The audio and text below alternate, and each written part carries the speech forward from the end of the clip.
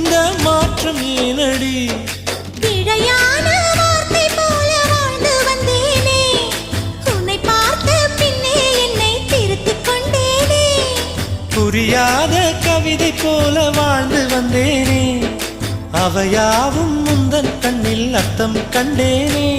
இந்த அருக புல்லின் மேல் மணித்துளியாய் நின்றாயே, இந்த பருவத் தோள்களில் பச்சை கிளியாய் வாழ்ந்தாயே. என்னை துளசி செடியாய் சுற்றி வந்தாயோ, கண்ணால் பார்த்து பார்த்து வெற்றி கண்டாயோ.